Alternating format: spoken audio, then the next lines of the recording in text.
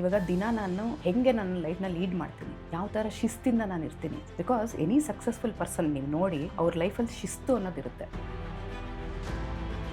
ನಾನು ನನ್ನ ಸ್ಕಿಲ್ಸು ಏನಿದೆ ಕರೆಂಟ್ಲಿ ಅದು ಇವಾಗ ಇರೋ ಸಿಚುವೇಶನ್ಗೆ ಅಪ್ಲೈ ಆಗ್ತಿದ್ಯಾ, ಇವಾಗ ಹೋಗಿರೋದು ಕೆಲಸ ಮಾತ್ರ, ಬಟ್ ಅವ್ರ ಆತ್ಮ ಮೌಲ್ಯ ಅಲ್ಲ. Life is all about mind set ಅಂತ ಹೇಳ್ತಾರೆ. ಸೊ ಪ್ರತಿಯೊಂದು ಏಜಲ್ಲೂ ಮೈಂಡ್ ಸೆಟ್ ಅನ್ನೋದು ಹೇಗೆ ವರ್ಕ್ ಮಾಡುತ್ತೆ, ಎಷ್ಟು important? Mind set is everything ಅಂತ ನಾನು ಹೇಳ್ತೀನಿ. So to choose the right is important. Childhood ಟ್ರಾಮಾದಲ್ಲಿ ಪೇರೆಂಟ್ಸ್ ಎಷ್ಟೊಂದು ಜನ ಮಕ್ಕಳಿಗೆ ನೀನು ಹಾಗೆ ನೀನು ಹೀಗೆ ಪೋಕ್ ಮಾಡಿ ಮಾಡಿ ಮಾಡಿ ಮಾಡಿ ಸ್ವಲ್ಪ ಕುಸಿಬಿಟ್ಟಿರ್ತಾರೆ ಮಕ್ಕಳು. ಹೌದು, ಅವ್ರಿಗೆ ಹೇಳಿದ್ರು, ಬಟ್ ಅದನ್ನೇ ನಮ್ಮ ಲೈಫು ಅಂತ ಮಾಡ್ಕೊಂಡ್ಬಿಡ್ಬಾರ್ದು. ಅವರೇ ನನ್ನ ಲೈಫ್ಗೆ ರೆಸ್ಪಾನ್ಸಿಬಲ್, ನನ್ನ ಲೈಫ್ ಹಾಳಾಗೋ ಕಾರಣನೇ ಅವರು ಅಂತ ಹೇಳ್ತಾರಲ್ವ, ಅದು ತುಂಬ ತಪ್ಪು. ಈಗ ಕೆಲಸ ಕಳ್ಕೊಂಡಿರೋಂಥವ್ರಿಗೆ ಒಂದು ಸರಳ ಉಪಾಯ ಅಥವಾ ಏನಾದರೂ ನೀವು ಸಲಹೆ ಕೊಡ್ಬೋದು ಅಂತಂದರೆ ಏನು ಕೊಡ್ಬೋದು ಮ್ಯಾಮ್? ಫಸ್ಟ್ ಥಿಂಗ್ ಏನು ಅಂತಂದರೆ ಸ್ಕಿಲ್ ಸೆಟ್ಸು. ನನ್ನ ಸ್ಕಿಲ್ಸು ಏನಿದೆ ಕರೆಂಟ್ಲಿ ಅದು ಇವಾಗ ಇರೋ ಸಿಚುವೇಶನ್ಗೆ ಅಪ್ಲೈ ಆಗ್ತಿದೆಯಾ, ಮತ್ತು ನಾನು ಇನ್ನೂ ಏನು ಕಲಿಬಹುದು, ಅದಲ್ಲದೆ ಇದು ಬಿಟ್ಟು ನನಗೆ ಬೇರೆ ಎಷ್ಟೋ ಇರುತ್ತೆ ಸ್ಕಿಲ್ಸ್, ಅದನ್ನು ಉಪಯೋಗ ಮಾಡಿಕೊಂಡು ನಾನು ಮುಂದಕ್ಕೆ ತಗೊಂಡು ಹೋಗ್ಬೋದು. ಇವಾಗ ಕೆಲವೊಂದು ಸ್ಕಿಲ್ ಸೆಟ್ಸ್ ಇರುತ್ತೆ. ಒಂದು ಗಾರ್ಡನಿಂಗ್ ಇರುತ್ತೆ, ಒಂದು ಹೇಳ್ಕೊಡೋದು, ಟೀಚಿಂಗೇ ಇರ್ಬೋದು. ಸೊ ಸೈಡ್ ಬೈ ಸೈಡ್ ಇದನ್ನು ಮಾಡ್ಕೋಬಹುದು ಅನ್ನೋ ಒಂದು ಆಲೋಚನೆಯನ್ನು ತಂದ್ಕೊಂಡು ಅವರು ಮುಂದಕ್ಕೆ ತಗೊಂಡು ಹೋಗ್ಬೋದು. ಸೊ ಇದು ಒಂದು ಮಾಡ್ಕೋಬೋದು. ಪ್ಲಸ್ ವಿಶ್ವಾಸ ಮತ್ತು ಆತ್ಮ ಮೌಲ್ಯನ ಕಳ್ಕೊಬಾರ್ದು. ಅದನ್ನು ನಾವು ಯಾವಾಗ ಕಳ್ಕೊತೀವಿ ಎಲ್ಲ ಹಾಳಾಗೋಗುತ್ತೆ. ಸೊ ಹಿಪ್ನೋಥೆರಪಿ ಮೂಲಕ ಇದನ್ನೆಲ್ಲ ಸರಿಪಡಿಸಿ ಅವ್ರ ಮುಂದಕ್ಕೆ ಜೀವನ ಸಾಗಿಸ್ಬೋದು. ಅದನ್ನು ಸ್ಕಿಲ್ ಡೆವಲಪ್ಮೆಂಟ್ನ ಮಾಡಿಕೊಂಡು ಮುನ್ನುಗ್ಗಬೇಕು ಅಂತ ನೀವು ಹೇಳಿದ್ರಿ. ಸೊ ಅವರಿಗೆ ಅಲ್ಲಿ ಕಾನ್ಫಿಡೆನ್ಸ್ ಲೆವೆಲ್ ಲ್ಯಾಕ್ ಆಗುತ್ತೆ, ಇನ್ನೊಂದು ಏನೋ ಪ್ರಾಬ್ಲಮ್ ಆಗ್ತಿರುತ್ತೆ. ಸೊ ಅಂಥವ್ರಿಗೆ ಏನು ಹೇಳ್ತೀರಾ ಮ್ಯಾಮ್ ನೀವು? ಅವ್ರಿಗೆ ಯಾವ ರೀತಿ ಕಾನ್ಫಿಡೆನ್ಸ್ನ ತುಂಬ್ತೀರಾ ನೀವು? ಒನ್ ಥಿಂಗ್ ಇಸ್, ಇವಾಗ ಹೋಗಿರೋದು ಕೆಲಸ ಮಾತ್ರ, ಬಟ್ ಅವ್ರ ಆತ್ಮ ಮೌಲ್ಯ ಅಲ್ಲ. ಅವ್ರಿಗಿರೋ ಸ್ಕಿಲ್ಸು ಅವ್ರ ಹತ್ರನೇ ಇರುತ್ತೆ. ಸೊ ಅದನ್ನ ಇಟ್ಕೊಂಡು ಅವ್ರು ಹೆಂಗೆ ಅವ್ರ ಜೀವನನ ಮುಂದಕ್ಕೆ ಸಾಧಿಸ್ಬೇಕು ಅನ್ನೋದನ್ನು ಯೋಚನೆ ಮಾಡ್ಕೋಬೇಕು. ಮತ್ತು ಯಾವಾಗ ನಾವು ಬೇರೆಯವ್ರಿಗೆ ಹೆಂಗೆ ನಾವು ವ್ಯಾಲ್ಯೂ ಕೊಡಬಹುದು ಅನ್ನೋ ರೀತಿಯಿಂದ ನಾವು ಯೋಚನೆ ಮಾಡಿದಾಗ ವ್ಯಾಲ್ಯೂ ಬೇರೆಯವ್ರ ಕಡೆಯಿಂದ ನಮಗೂ ಬರುತ್ತೆ. ಸೊ ಇದು ತುಂಬ ಇಂಪಾರ್ಟೆಂಟ್ ಲೆಸನ್ನು. ಇದನ್ನೇ ಒಂದು ಫಾಲೋ ಮಾಡಿದ್ರೂ ಸಾಕು. ಬಟ್ ಇನ್ನೊಂದು ಮಿಸ್ ಆಗೋದೇನು ಅಂತಂದರೆ, ಮೈಂಡ್ಸೆಟ್ಟೇ ಸರಿ ಇಲ್ಲ ಅಂತಂದರೆ ಫಸ್ಟ್ ಅದಕ್ಕೆ ಅಟೆಂಡ್ ಮಾಡ್ಕೋಬೇಕು. ಐದರ್ ಒಂದು ಕೋಚಿಂಗ್ ಪ್ರೋಗ್ರಾಮೋ ಇಲ್ಲ ಥೆರಪಿನೋ ಏನಿದೆಯೋ ಅದಕ್ಕೆ ಇಂಪಾರ್ಟೆನ್ಸ್ ಕೊಟ್ಕೊಂಡು ಫಸ್ಟ್ ಸೆಲ್ಫ್ ಇಮೇಜ್ನ ಸರಿ ಮಾಡ್ಕೋಬೇಕು. ಸೊ ಹೊಸ ಸ್ಕಿಲ್ಸ್ನ ಕಲ್ತ್ಕೊಂಡಾಗ 2-3 ಇದ್ದಾಗ ಅವರು ಯೋಚನೆ ಮಾಡೋ ಕೆಲಸ ಇರಲ್ಲ. ಹೌದು. ಸೊ ಇದಿಲ್ಲ ಅಂದರೆ ಇದು ಅನ್ನೋದು ಬರುತ್ತೆ. ಸೊ ಅದನ್ನು ಐಡೆಂಟಿಫೈ ಮಾಡ್ಕೊಳ್ಳಿ ಅಂತ ಹೇಳ್ತೀನಿ. ಸೆಲ್ಫ್ ಕೇರ್ ಹಾಗೆ ಸೆಲ್ಫ್ ವರ್ತ್ ಬಗ್ಗೆ ನೀವು ಡಿಫ್ರೆನ್ಷಿಯೇಟ್ ಮಾಡಿ ಹೇಳ್ಬೋದಾ ಮ್ಯಾಮ್? ಸೆಲ್ಫ್ ಕೇರ್ ಅಂತಂದರೆ ತನಗೆ ತಾನೇ ಇಂಪಾರ್ಟೆನ್ಸ್ ಕೊಟ್ಕೊಳ್ಳೋ ಅಂಥದ್ದು. ಇವಾಗ ದಿನ ನಾನು ಹೆಂಗೆ ನನ್ನ ಲೈಫ್ನ ಲೀಡ್ ಮಾಡ್ತೀನಿ, ಯಾವ ಥರ ಶಿಸ್ತಿಂದ ನಾನು ಇರ್ತೀನಿ. ಬಿಕಾಸ್ ಎನಿ ಸಕ್ಸಸ್ಫುಲ್ ಪರ್ಸನ್ ನೀವು ನೋಡಿ ಅವ್ರ ಲೈಫಲ್ಲಿ ಶಿಸ್ತು ಅನ್ನೋದಿರುತ್ತೆ. ಸೊ ಆ ಶಿಸ್ತನ್ನ ನಾನು ಹೆಂಗೆ ತಂದ್ಕೊತೀನಿ, ನನ್ನ ಮೇಲೆ ನಾನು ಯಾವ ಥರ ನಾನು ಇಂಪಾರ್ಟೆನ್ಸ್ ಕೊಟ್ಕೊಂಡು ಮೆಡಿಟೇಷನ್ ಆಗಲಿ, ಒಂದು ಯೋಗ ಆಗಲಿ, ಎಕ್ಸಸೈಸ್, ಯಾಕಂದರೆ ಬಾಡಿ, ಮೈಂಡ್, ಮೂವ್ಮೆಂಟ್ ಇಷ್ಟೂ ಇಂಪಾರ್ಟೆಂಟ್. ಸೊ ಇದಕ್ಕೆ ರೆಸ್ಪಾನ್ಸಿಬಿಲಿಟಿ ನಾವು ತೊಗೊಳ್ಳಿಲ್ಲ ಅಂತಂದರೆ ಬೇರೆ ಯಾರೂ ತೊಗೊಳಕ್ಕೆ ಬರಲ್ಲ. ಇದು ಸೆಲ್ಫ್ ಕೇರ್. ಕೆಲವರಿಗೆ ಅರ್ಹತೆಯೇ ಇಲ್ಲ ಅನ್ನೋ ಫೀಲಿಂಗ್ ಇರುತ್ತೆ.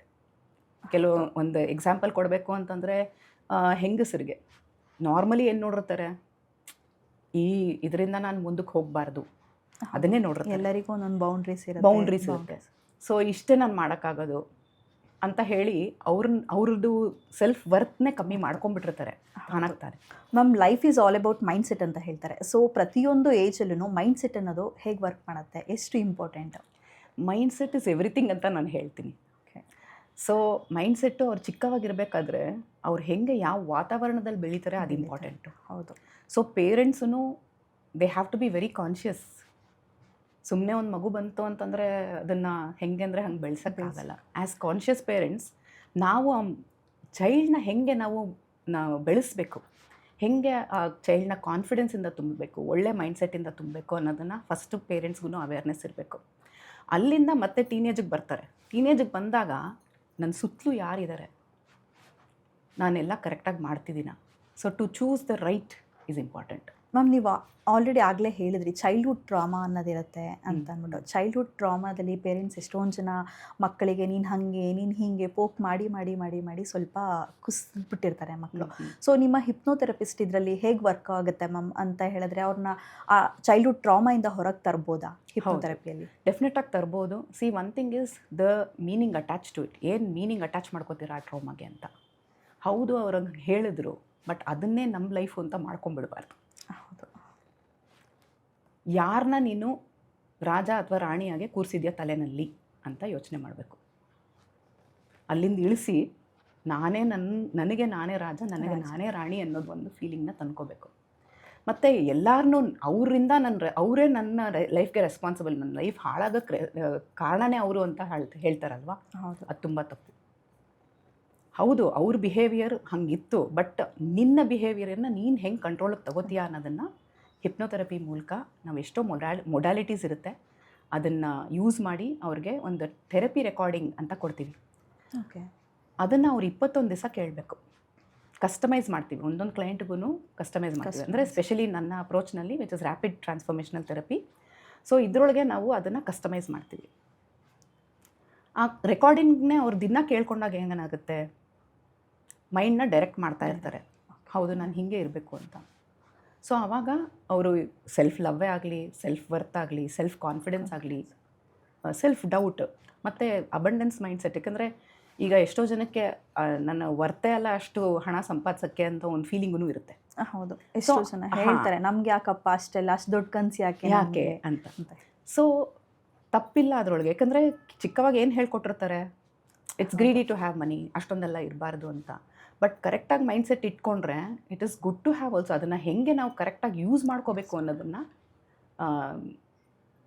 ಟ್ಯಾಲೆಂಟ್ನ ಯೂಸ್ ಮಾಡ್ಕೋಬೇಕು, ಪ್ಲಸ್ ಈವನ್ ಹೆಂಗೆ ನಾವು ಅದನ್ನು ಬ್ಯಾಲೆನ್ಸ್ಡಾಗಿ ತೊಗೊಂಡು ಹೋಗ್ಬೋದು ನಮ್ಮ ಜೀವನ ಅನ್ನೋದನ್ನು ಈ ಥೆರಪಿ ಮೂಲಕ ಹೆಲ್ಪ್ ಆಗುತ್ತೆ ತುಂಬಾ.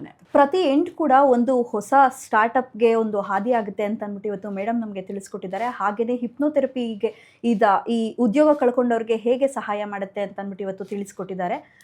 ಮುಂದಿನ ಸಂಚಿಕೆಯಲ್ಲಿ ಮತ್ತೊಮ್ಮೆ ಭೇಟಿಯಾಗೋಣ. ಧನ್ಯವಾದಗಳು.